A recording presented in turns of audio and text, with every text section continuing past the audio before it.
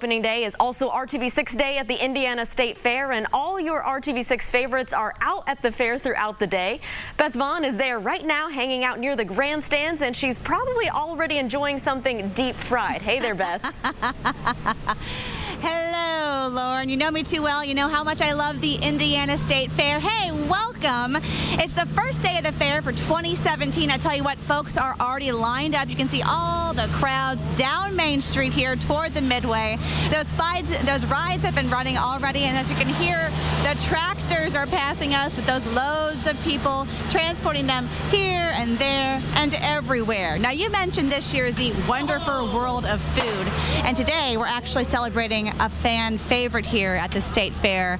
That's right, fried food. Can you believe there's a whole day dedicated to fried food right here at the Indiana State Fair? We have deep fried Oreos and red velvet cake Oreos, some corn dogs as well. As you can imagine, this is just a fraction of all of the fried food you can find here at the Indiana State Fair. But we took a tour yesterday of some of the fun foods you can see right here at the Indiana State Fair. And I'm going to bring up my paper here so I can tell you exactly what they're called, because they have some pretty funny names. We have the deep fried PB&J, the mini funnel cake strawberry shortcake, and how about that corn dog split? Yes, those are all offerings this year at the Wonderful World of Food State Fair. There's plenty to fill your belly, and I guess if you weren't here, you might still be able to hear the oil or smell the oil wafting in the air all across Indianapolis right now, because like I said, it's in full effect here. It is Fried Food Day here at the Indiana State Fair. Hey, speaking of food, I want to bring in Susie Spar of Indiana Grown. They have been working to make sure you at home can get your hands on locally grown and processed foods. I want to tell you, thanks for being here. Thanks for what you do. And you're going to have some of those products available for fair goers. Absolutely. We have an entire store set up inside the Ag Hort building. It has about 400 different types of products that are all from the state of Indiana, either produced or grown, raised right here in the state. Everything ranging from frozen meat to confections, you know, like we've got all kinds of sugar and good stuff. Anything you could take home and deep fry as well. And it's just everything from the popcorn to tomatoes to, I mean, anything you can consider in the state. You brought over a couple of your favorites here. We have a video of some of those that you brought in a basket. Can you tell me which are your favorites when you think about Indiana grown and processed foods? Okay, so our family, we have a popcorn night every Sunday night because Mom doesn't cook on popcorn night, so popcorn is a perennial favorite for us. We go through all kinds of it, but ice cream obviously is a great one. And then for individual products, they're all good. I mean, really, we have so much variety. I'm a sweets girl, so all the different sweets are great. There's little mini cheesecakes over there that you can buy. So yeah, everything. All of these available at the marketplace. And I want to ask, why is it so important to buy locally? The answer could be obvious, but for you guys, it's a passion. Yeah, it really is. It means, first off, that you're helping support your neighbor, because you're talking about farmers, local business owners, producers that are here within the state. They're literally your next door neighbors, and they are your friends, they're your family members, and so you're helping to really keep that economic growth here locally into your own community. So it's building your communities, and it's just helping your neighbor. And then, of course, you have the benefit of your food not going as far away from its source.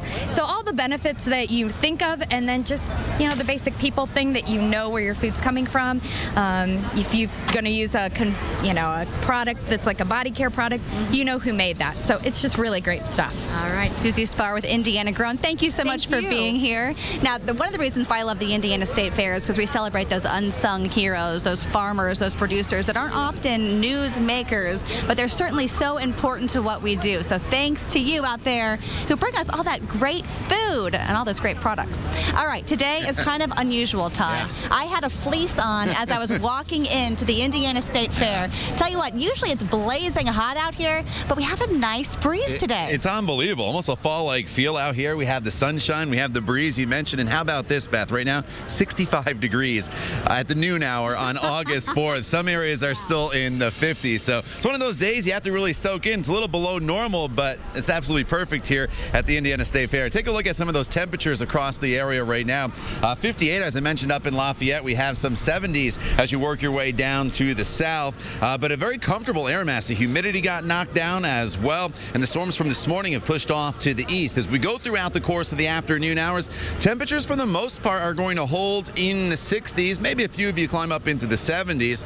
The one change I think we will see just a little bit, Beth, as we go throughout the remainder of the afternoon, we'll probably lose a little bit of this sunshine and work some more clouds in, but we won't see any rainfall. So even with the clouds moving in later on today, it'll still be beautiful all day long here out at the State Fairgrounds. There are a lot of folks hoping for a great day of weather, including all of the vendors out here who want to sell a lot of those corn dogs. Yeah, absolutely. It's off to a great start. Come out here and enjoy. We'll be out getting a grilled cheese later.